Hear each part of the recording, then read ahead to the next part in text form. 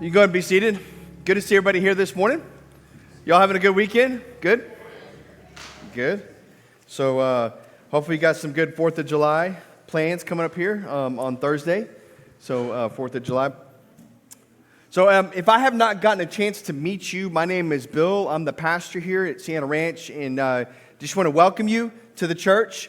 Pray and hope that you feel welcomed and encouraged this morning. Feel just right at home. Right after this service, Sunshine will be out there at a connections table. We have a gift for you if you're a visitor, so be sure to go by and connect with her. And she's got a gift for you, and I'd love to meet with you as well at the door. I want to say hello to those of you that are watching online as well. And whenever you're watching, if you're watching now or maybe sometime later or whenever you're watching. So it's great for us to be together this morning. I'm okay. So some water in here. Alrighty, so we just finished off a series called Generosity, and we're kind of doing an in-between deal today. We'll start up a new series next week, but I wanted to share a story with you this morning. I've shared it before, and y'all have heard it before because I've shared it before, but I couldn't think of another story, so I thought, well, it's a good story, so I thought I'd go ahead and share it. And it happened a number of years ago when I was doing youth ministry, and we were at a camp, Palacios, out there by Galveston, and we were, it's a youth camp. And by the way, I've said this before, I'm telling you, if you've never been in a middle school, in a cabin with 80 middle school kids for a week, you have not lived. I'm just telling you, you don't know what life is. And so, but anyways, during this camp, in taking showers in ankle-deep water that's been there for 3 days. So, anyways, there's a cost to following Jesus. So, anyways, so we were out, they were doing, there's this thing called a banana boat, you know what I'm talking about? Like it's kind of like long like banana, and there's like two people that sit side by side, and they kind of, there's like 4 or 5 rows of people, so maybe 8 to 10 people on it. And they were taking people out on the boat on there, and so I was going to go out on that, and I was standing with James Lauder, who must have been like a freshman, sophomore in high school. And I'm staying with him, and we're like, all right, we're going to get on the best part of the boat and wait till, like the most difficult one where we're going to be flying everywhere. We're talking about it. And then we get up to the guy who's helping people get on the boat, and he says, and we actually were the last, like we couldn't get on. We were the next people to get on, but they had too many, so like now we're the first ones in line to get on. So we're talking to the guy who's like working at the camp, some college kid. And he goes, yeah, you guys hear what happened the other week? I'm like, no, I didn't hear what happened that week. He's like, there's a shark attack out here. And he's like, somebody got their arm bit off. Now listen, I'm telling you, I've seen Shark Week way too many times. I've seen Jaws. I mean, we had a swimming pool when I was growing up. Like, I would turn around the swimming pool, think Jaws was behind me because I wasn't sure. I mean, he could be in the pool. But I mean, I was the last person that needed to hear that statement. And so, whether he was joking or not, I couldn't get out of my mind. And so, all I'm thinking is, Jaws is in the ocean, and we're fixing to get on a banana boat. And so, I'm trying to play it off cool, I'm a youth pastor, so I got to be cool. And so, but inside, I'm all like nervous. And so, we finally get on the boat, and we get the very end of it, so we're at the back of it. And James and I are on it, and then we're like going around like this, and it's just real like nothing, we're like, okay, this is good. And all of a sudden, but then when they come back around, they hit the waves, and then we are at the worst spot. And people are just trying to hanging on for dear life. And all I kept thinking was Jaws was in the water, And I'm telling you, as true as I'm speaking to you right now, I don't know if I've ever been more fearful in my entire life than in that moment. So I'm like, I got to hold on for dear life, right? So at one point, I finally I fall off the banana boat, but I'm still holding on to the handle. And so there's things you got to decide in life. And so I'm thinking, do I continue to hold on to this thing, or do I let go and get eaten by Jaws? I went ahead and decided to hang on. So now the boat is dragging the banana boat, who's dragging me. And I'm not making this up. And so I'm literally getting dragged by the boat. And I'm like, water's getting in my mouth, but I'm trying to pull myself up back to the boat, to the raft, because I think that can happen somehow. And then my shorts start to come down. True story. And I thought, naked behind a banana boat, eaten by Jaws, I'm going to go with naked behind a banana boat. So I'm literally hanging on. I'm just I'm just hanging on. And finally I was like, okay, I just can't do this anymore. I let go. And so I'm just sitting there in the water. And I'm thinking, this is it. This is how it's going to go. Like I'm just waiting for like this shark to come up and just eat me. And I'm thinking, I literally am playing in my mind. I'm thinking, I can like see them interviewing James, and James like, yeah, my youth pastor, he just fell from the water and got eaten by Jaws or the shark. Like I'm telling you, I thought I was dead, sure as day. I mean, I thought. So finally, the boat comes by, and I get back on, and I fall off again, same deal. And then I get back on, and I assumed some leadership, and asked who wanted to trade places with me in the back of the boat. I might have pushed a middle schooler off. I don't know. So. Anyways, you can do some crazy things in the midst of fear, right? But listen, I was just hanging on for dear life because I had gotten some information that wasn't really accurate information, but how I processed that information, I took that and I was so filled with fear and worried that I was like, I'm going to hang on for dear life. You ever been in a moment where you're just hanging on for dear life? You ever been in a moment where you feel like the waves are just crashing in, the waves are just overtaking you, and you're just trying to hang on the best that you can, and maybe you're supposed to hang on, but you're just afraid of what's going to happen in that moment. You're filled with fear, and it might be a situation where you actually got some bad information. Maybe it's some information where you actually have believed a lie about something, and because of that lie that you believed, you're hanging on, and you're willing to be thrown all over the place. You're willing to your life is turned upside down, but you're like, I got to hang on because I don't want to experience whatever I think is going to happen to me in that moment. Maybe it's it's through a marriage. You're trying to hang on in a marriage. You're trying to hang on financially. You're trying to hang on with friends. You're trying to hang on emotionally. You're trying to hang on and deal with something that's happened in your past. Whatever it may be, we all face situations where we experience temptation or we experience trials, and we're like, man, I got to try to hang on. And sometimes it's like it's too much, and we just got to let go. You ever let go of God? Let go of God before? Maybe a situation where it's just too much. The heat was coming on too much. You weren't sure if you could continue on. The rejection was too much, and you weren't really sure. Or maybe it was something that had happened inside the church. Maybe something happened inside the church, and you're like, this is it. I don't want to hang on to this anymore. I'm out of here. And you kind of just bail. I'm not doing that anymore. This morning, I want to talk about how you and I can hang on to Jesus in those moments of temptation, in those moments of trials. Because the reality is, most of the time we're in those situations, we like to hang on. We like to stay firm in those situations. But what we're going to see here this morning is there's actually a group of people that are dealing with an incredible, tense situation. They're being persecuted for their faith. And we're going to see in this letter that there's going to be a writer to a group of people called, they're Jewish Christians, and he's going to write to them, and he's going to encourage them to hold on. He's going to encourage them to stay true to their faith because they're being tempted to bail. They're being tempted to turn away from what they claim to believe in. And so this morning, wherever you are in life, maybe you're experiencing temptation right now in your life. Maybe you have taken the bait. Maybe you're in the water and you're like, I couldn't hold on anymore. Or maybe you're in the middle of just going through it. Wherever you are this morning, that I pray that God would just speak to you this morning and encourage you that God is with you and God will enable you to hold on even in the most difficult and challenging situations. So when we take a look at a passage in Hebrews chapter 4, verse 14 through 16.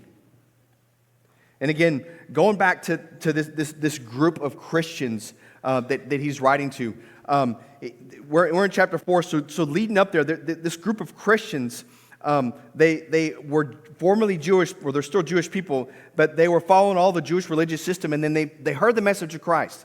And they said, yeah, we believe that. We believe Jesus. So they begin to walk away from their former way of life. They begin to follow this new way of living, this new life. And they're following that. But they're being tempted. They're being persecuted by those around them to try to go back and to fall back into what they already believed. You ever been there before? You ever maybe it is religion. Maybe you followed some other religion and you started kind of to follow Jesus. And you think, hey, everything's going great, and all of a sudden you kind of experience some things, and you have the temptation to maybe go back to what you knew, maybe what you grew up with. Or it might not be religion.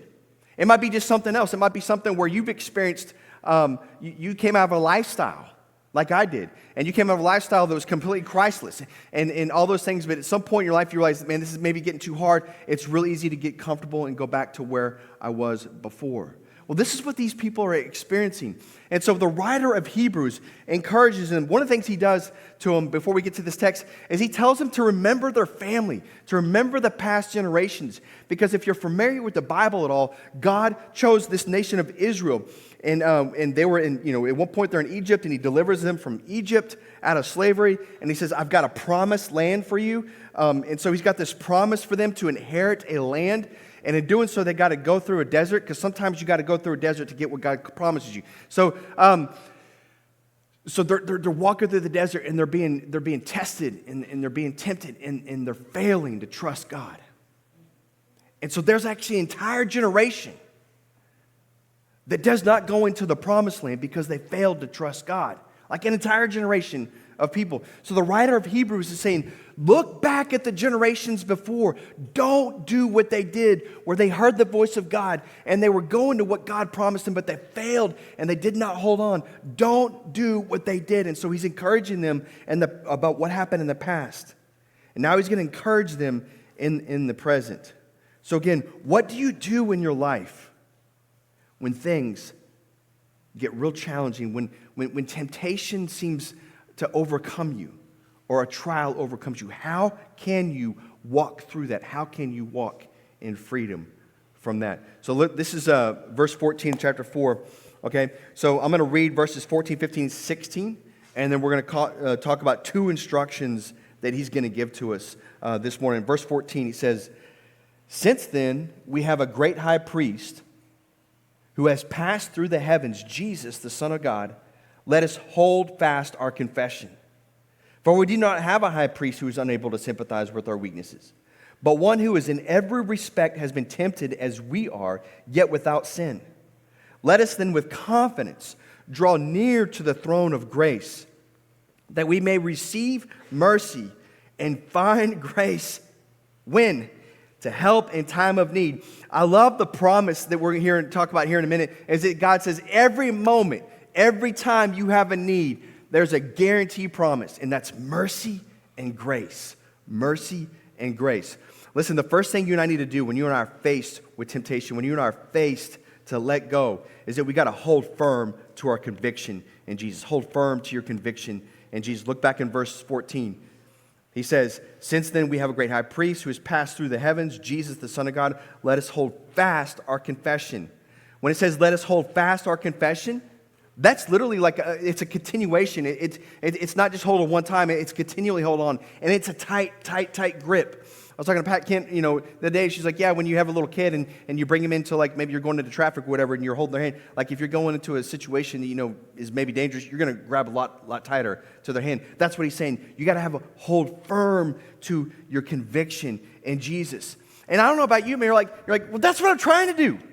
I'm trying to hold firm to my conviction, and it's hard right now, right? I mean, but here's what we're going to see in here. This is so awesome, because when he says hold firm to your conviction in Jesus, he's not talking about us just following some sort of an abstract belief. He's saying hold firm to Jesus himself. Your conviction is in Jesus. You ever been on a wave runner before? Sorry, it's like Waterworld Day, but so you're on a wave runner, like you're at the lake or I guess an ocean, and if you're bringing somebody on the wave runner with you, and you're driving, so you get somebody on the wave runner, and what do you tell them to do? You're like, grab hold of me, right? Because we're going to be going through some waves, and if you want to hold on, don't grab hold of the wave runner, because you're going to go bye-bye. You need to hold on to me. And it's amazing, because I mean, I used to take a bunch of kids on these lake retreats, and we would go out there, and I would take them out on the wave runner, and we would, I'm sure it was legal, but we would do all kinds of go in the water and fly up on this wave runner, like you're underneath the water and then you fly up out of the water, right? And if you held on to the person who's driving that wave runner, you could stay with them, right? If you were trying to hold on to something on the side or whatever, you're gone. But when you hold on to the person that's doing the wave runner, you're going to go where they go. You see what he said? He said, you need to hold on to Jesus, because you're going to go where he goes. And as we're going to see in here, when you're holding on to Jesus, Jesus doesn't just leave this in our lap to do. Like, Jesus is involved. Jesus is actually moving the wave runner forward. But we got to hold firm to our conviction in Jesus. When do we hold firm? When we're in adversity, when we're in uncertainty, when we're in pain, we're in suffering, when we're in doubt, we're in persecution, we're in brokenness, depression, oppression, financial trouble, physical suffering, and all these things. He says, hold on to your conviction in Jesus. Like your life depends on it. Don't be wimpy. Don't have a wimpy grip. Hold tight to him. And he's going to go on and explain to us why we should hold tight, hold firm our conviction in Jesus. Number one, he's superior. Looking back in verse 14, it says, since then we have a great high priest who has passed through the heavens. Who? Jesus. The humanity right there, the Son of God, the deity right there. We have a high priest who has passed through the heavens. Now, those of you not real familiar with Jewish religion might not understand this, but let me kind of explain this to us, because the people that were reading this letter, the letter's written to, totally understood what he's saying. Because the priest was a big deal in Jewish religion. It might have been a big deal in a religion that you were in beforehand. But if you want to go to God, if you want to meet with God, you got to go through a priest. So God had set up this religious system, and the priests were there to be an intermediary, to be the in-between guy between people and God. And so if they wanted to go and approach God, they had to go through the priest, right? And so they had to offer sacrifices all the time. I mean, there were so many sacrifices you had to offer for so many different things. And it was like a continuation. And the whole idea of this sacrifice, you're like, why was God doing that? God wanted people to know the severity of our sin and of their sin, and that there were consequences for sin. And if you had violated something that God had wanted you to do, there's a sacrifice that needed to be made. And so that sacrifice had to be made, and it had to be a blood sacrifice.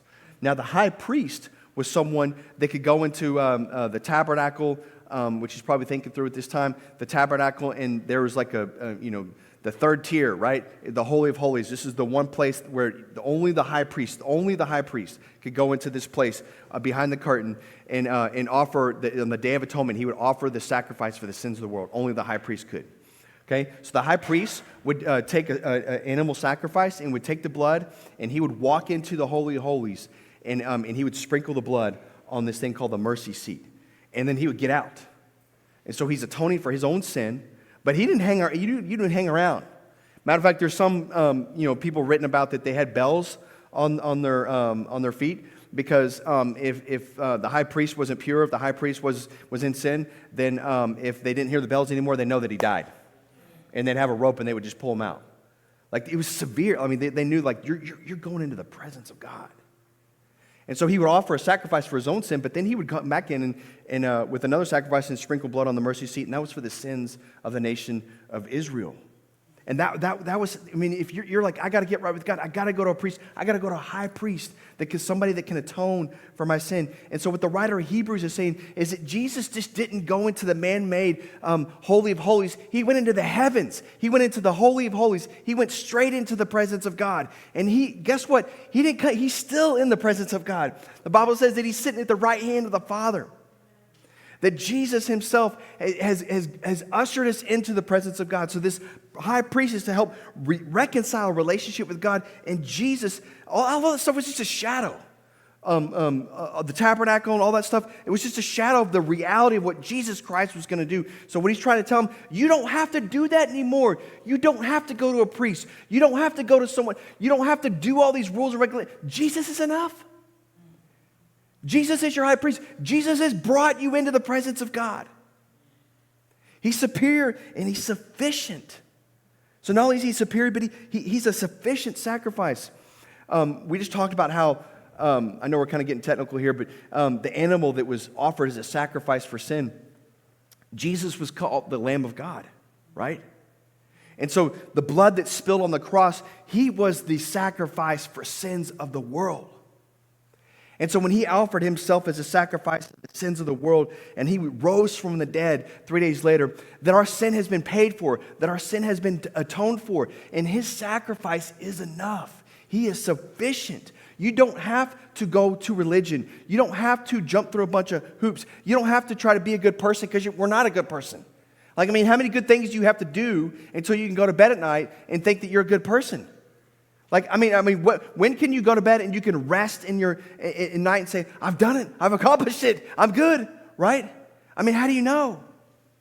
But we're so have so much gratitude that Jesus himself was the sacrifice for our sin. It's not about what we can do, it's about what he did for us. He's sufficient. You know, I don't know why I thought of this morning, so I'm just going to plane trades on automobile. Steve Martin and John Candy, 80s movie, classic. So they're having all this journey, this adventure, and they don't know each other, but they end up knowing each other through this thing. But they're at a hotel at one point in the movie, and they don't have any money because they've been through all these crazy experiences, and so they don't have any money, and so they're Steve Martin, more of a business professional guy, and he's able to get a little bit of money, so he gets this hotel room. Well, John Candy doesn't have any money. Like, he's got like $1 or something, I don't know. So he's meeting with the guy that the motel guy, and he takes off his watch. He's like, listen, Casio, this is a nice Casio. He's like trying to sell him his watch, because he doesn't have enough, right? And the manager's like, nah, I'm sorry, you're going to have to, I'm not going to let you in. So Steve Martin is resting inside the hotel in his room, and John Candy's outside in the cold, sleeping in the cold. But listen, what Jesus is sufficient. When you accept the sacrifice of Jesus, you can rest in his provision. You can rest in his forgiveness. You can rest in his grace. When we try to do it on our own, we try to come up with our own answers, it's not enough, and we'll be sitting out in the cold. Jesus is enough. We don't have to come up with something other than Jesus. Jesus plus nothing equals everything. Jesus is enough. He's superior and he's sufficient. And not only is he sufficient for our salvation, but he's sufficient just in life. You see, we might not go to a priest to find some sort of redemption or relief, but there's other people or other things that we go to, right? So some things that we try to find some sort of a satisfaction. We're looking for joy. We're looking for peace. We're looking for love in all the wrong places. Somebody should write a song about that. And, we're looking everywhere, and it's like Jesus is enough. He's more than enough.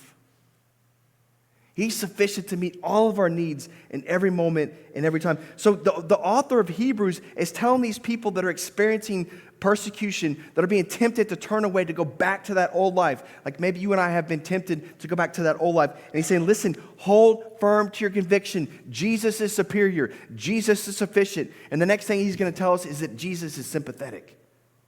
Is it sympathetic? Look in verse 15. He says, for we do not have a high priest who's unable to sympathize with our weaknesses, but one who in every respect has been tempted as we are, yet without sin. This is amazing.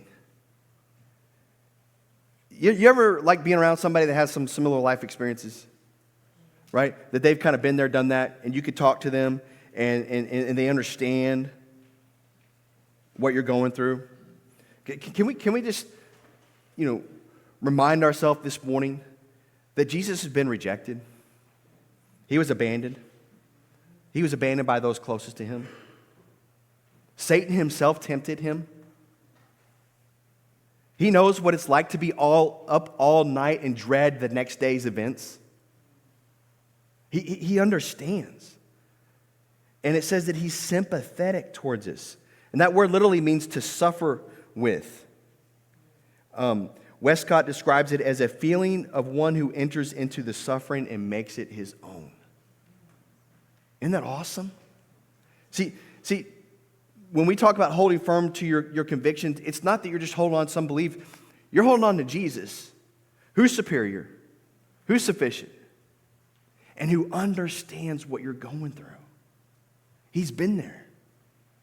There's no other, let's take a look at a little bit of a glimpse into the life of Jesus.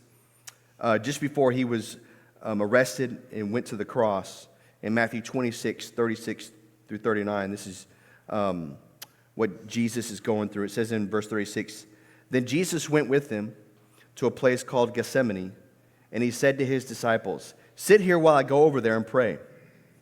And taking with him Peter and the two sons of Zebedee, he began to be sorrowful and troubled. You ever been sorrowful? You ever been troubled? Jesus has. Jesus has. It says in verse 38, then he said to them, my soul is very sorrowful, even to death. Remain here and watch with me. Have you ever wanted people just to be around you in a moment? You ever wanted people just to be with you because you were just lonely? Jesus knows what that's like. Verse 39, he says, and going a little further, he fell on his face and prayed, saying, my Father, if it be possible, let this cup pass from me. Nevertheless, not as I will, but as you will. Listen, there's clear indication and clear example here that Jesus understands what we're going through. He's been there, and he's been tempted by Satan himself. He understands the weaknesses that we go through. And this isn't talking about like I'm weak, like I can't bench press 400 pounds because I really can't. I'm just kidding. But like he's talking about like that flesh, that thing is like you don't have it in you to break free from something you're struggling with. You ever been there before? It's like something you're trying to break free of, and you're like, I just can't do it. Like, I know I should, and I know what the right thing is to do, but it just seems to just win every time. You ever been there like that? Jesus understands the weakness in our humanity. He understands that. Matter of fact, it says in Hebrews 2, 17 through 18, therefore, he had to be made like his brothers, Jesus, in every respect. Why? So that he might become a merciful and faithful high priest in the service of God, to make propitiation for the sins of the people. For because he himself has suffered when tempted, he's able to help those who are being tempted. I love that Jesus was fully God and he was fully man, and he understands what we're going through. He understands the fear. He understands the anxiety that can overcome you. He understands the desire where you feel like, I'm trying to hold out, but I'm so tempted right now to not trust God right now. I'm so tempted to look at this. I'm so tempted to buy this. I'm so tempted to say this. Like he understands. He's been there. And he's merciful. He's merciful. This is a guy I want to know. I mean, this is a guy I want to hang. I mean, he's awesome. He's supreme. He's sufficient, and he's sympathetic. Last reason we want to hold firm our conviction, Jesus, is that he's sinless. Come on, he's sinless. In verse 15, it goes on that Jesus, but one who in every respect has been tempted as we are, yet without sin. I don't know if you've ever been on a wave runner or somebody that didn't know how to ride a wave runner. Drive one of those things, okay? Let me tell you, Jesus knows how to drive a wave runner. Okay? And listen, you might be in the midst of a trial. You might be in the midst of pain and hurt, and you're like, I don't know how to get out. And Jesus, the one who is superior, the one who is sufficient, the one who is sympathetic, says, I know how to get out. He has been tempted, but he never sinned.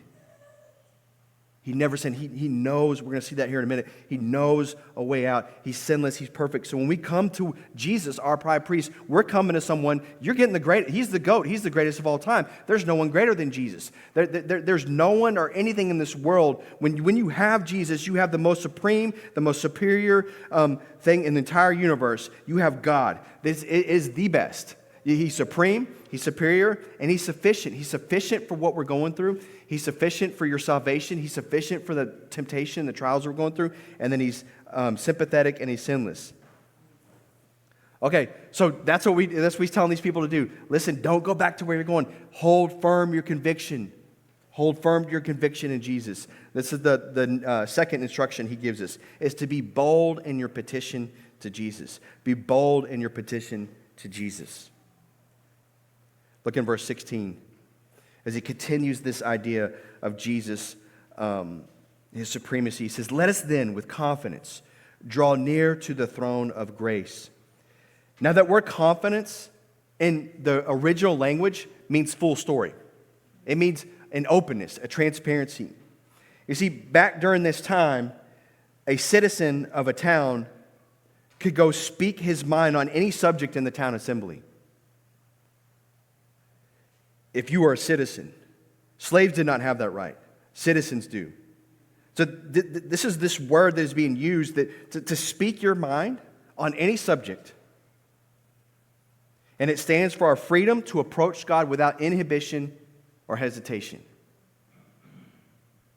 You ever felt like you just could kind of go in and talk to somebody and like, I feel totally free to say whatever I want to say, right? Listen, don't miss this. Do you know what God is saying to us right now? You don't even have to knock on the door, just come in. Let it out. Talk to me. Tell me the full story. I'll listen to you. You don't have to come in and do X, Y, and Z. He said, just come. Draw near. Come with confidence, boldness when you come to me. The struggle what happens is often when we experience temptation or trials, sometimes God's the last one we go to. But he should be our first line of defense. Like he should be the first one that we go to. And you know what's awesome about this? Is that you don't have to be in the tabernacle. You don't have to be in the temple. You don't have to be in church. You could be at your car driving Highway 6. You could be at Kitty Hollow Park, which I've been a number of times. You can go down at Sugar Land Town Center. You can go out here at the park. You can go at home. It doesn't matter. Wherever you are. He says, come on. The door's open. Come. Come to me. And tell me the whole story. Tell me how you feel. Tell me what you're scared of. Tell me what you're fearful of. Tell me what you're struggling with. Come bold. You don't have to be afraid because Jesus' sacrifice is sufficient. He's ushered us into the presence of God. I remember, I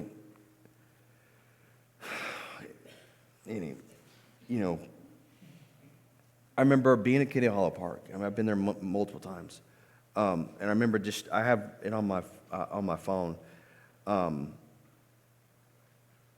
just crying out to God, just letting God to know like the depths of my heart of what's happening, asking him where he's at, asking him why he's not providing, asking him to help me in a situation. Every time I've gotten to a place, I'm sure you could probably, where it's like the depths of where I've been, God's always pulled me out. Always pulled me out.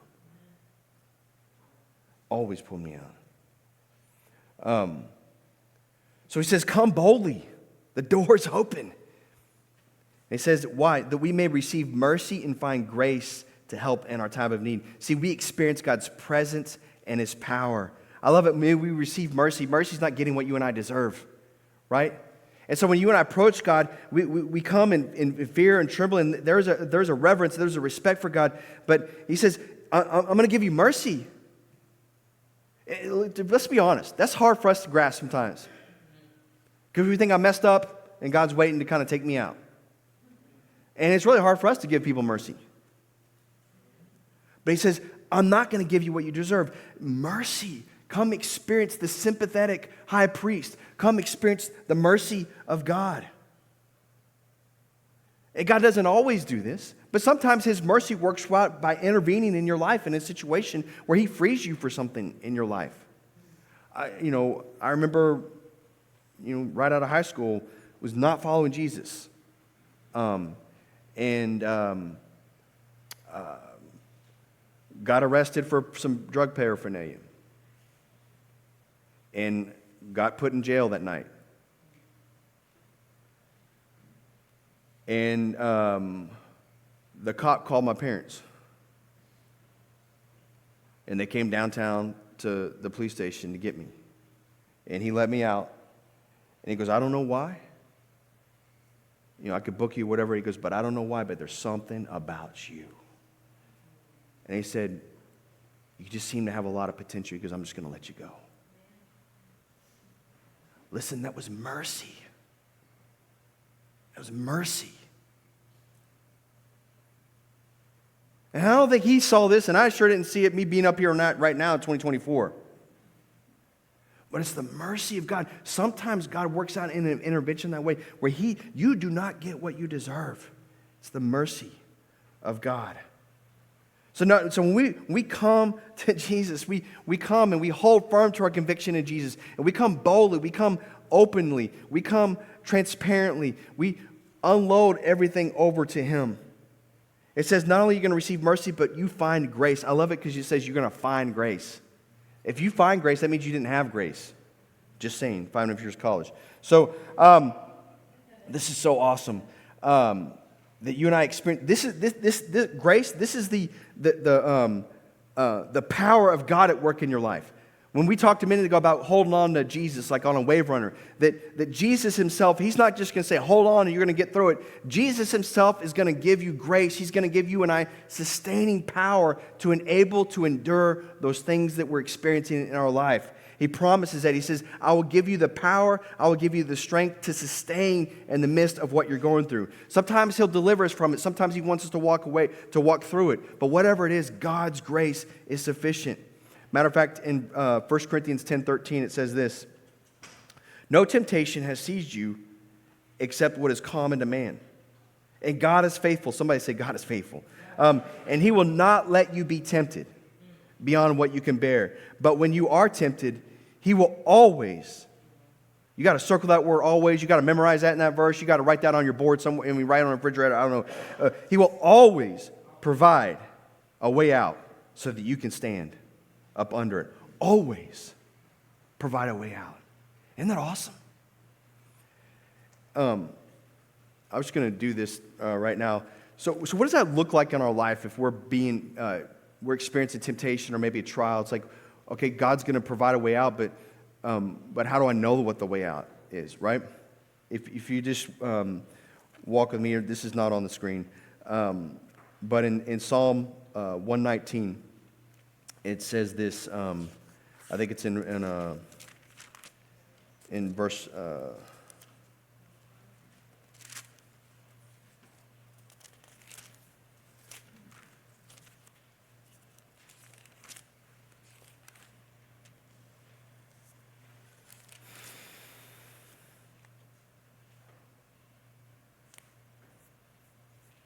Okay, that's a good one.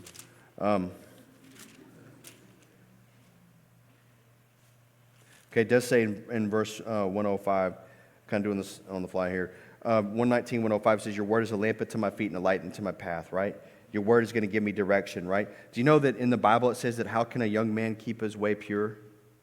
By living according to your word. Okay. Well, so then what does the word of God say about purity? Let's go back to Ephesians. Let's go to 1 Thessalonians 4. Let's go there. 1 Thessalonians.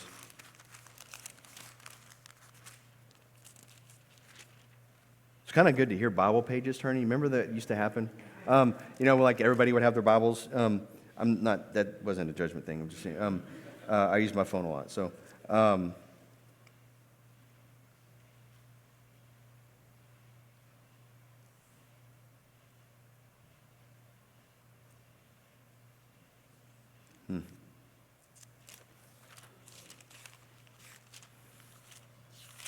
I'll stay with me.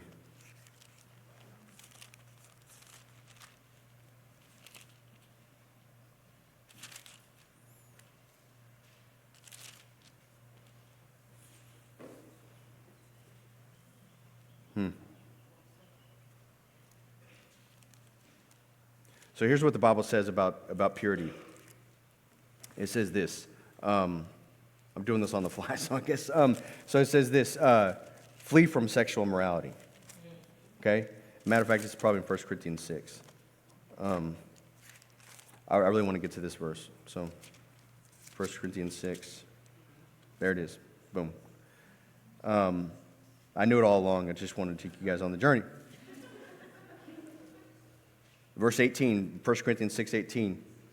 Here's what it says. Flee from sexual immorality. Flee. Don't fight it. You flee from it. God said, I will provide a way out for you every time. You flee from it. The problem is we don't flee from it. We try to fight it. He said, I didn't tell you to fight it. I want you to flee from it. You get it off your computer. You get it off the TV. You quit visiting that place. You quit talking to her or him. That's how you walk in purity. You flee from it. So, and God says, every time and I will, not only that, but he's going to give you and I the strength to endure and to walk in that freedom. Look at this last verse here in 2 Corinthians 12:7. 2 Corinthians 12:7, Paul says this. He says, so to keep me from becoming conceited because of the surpassing greatness of the revelations, a thorn was given me in the flesh, a messenger of Satan to harass me, to keep me from becoming conceited. Verse 8, 3 times I pleaded with the Lord about this, that it should leave me. Verse 9, but he said to me, my grace is what is sufficient for you, for my power is made perfect in weakness. Therefore I will boast all the more gladly of my weakness, so that the power of Christ may rest upon me. For the sake of Christ, then, I am content with weaknesses, insults, hardships, persecutions, and calamities, for when I am weak, I am strong. You know what Paul's saying? He's saying, listen, in my, God's grace is sufficient. That's what God spoke to me. He said, listen, even though I'm weak, I know that I'm strong. And so as a Christian, you and I need to be in places where we're weak. We have to depend on God. We have to trust God. And God says, when you're weak, when you're outside of your own ability, I will give you supernatural ability to enable you to endure, to overcome those things that are gripping you and seizing you. Listen, maybe you feel like you're on a banana boat right now and you're being dragged right now. Maybe you feel like that you're just in the water waiting for Jaws to come get you, so to speak. Wherever you are this morning, God's encouragement to this is it to hold firm your convictions in Jesus. He's superior. He is sufficient. He is sympathetic. He is sinless. And to be bold in our petition to Jesus. Come and be real and be open. Because why? Because you get mercy and grace. Mercy and grace every time you have a need. We in the New Testament church, after Jesus was resurrected and he ascended up into heaven, the apostles were talking about Jesus and they got arrested. And when they got arrested, the same people that crucified Jesus are now, that just must have been crazy. Like, you're standing and being threatened by the same people that crucified Jesus. And they're like, you guys stop talking about Jesus. And they're like, no. So, this is amazing because we're ending on this right here. They are, this isn't on the screen either. So, listen, John and Peter come back, and they got to explain to these Christians that they're now being persecuted, they've been arrested, and they're supposed to be told, quit talking about Jesus. And I always think about this story because I always think, what is hanging in the balance?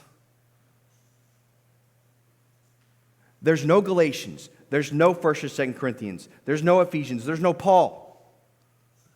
This is at the inception of the church. And they're at a crossroads, and like, are we going to give in to the threat? Are we going to give in to the temptation? Are we going to give in and say, we're going to choose a comfortable life? Are we going to press in? Listen, this is a moment, a catalytic moment in the life of the church on what they're going to do. And it says in verse 32, now the full number of those who, actually I'm going to go back up in verse 23. When they were released, they went to their friends and reported what the chief priests and the elders had said to him. Again, they're telling the church, okay, can you imagine being a new believer and you're at the church and they're coming back and saying, we just got threatened, we got to stop talking about Jesus. You're like, well, are we doing a potluck on Sunday? Like, what about in the inflatable? Like, I mean, what are you talking about? Right? I mean, there was like just a friends and family night I came to over here. Like, what are you talking about? Like, that we're going to be persecuted for our faith, right? In verse 24 it says, and when they heard it, they lifted their. What did they do? They went to the throne of grace. And they heard it, and they lifted their voices together to God and said, Sovereign Lord, who made the heaven and the earth and the sea and everything in it. And I'm just going to, they go on and do this prayer. And it says later on in verse 28, it says, they're asking God to do whatever your hand and your plan have predestined to take place. And now, Lord, in verse 29, Lord, look upon their threats and grant to your servants to continue to speak your word with boldness.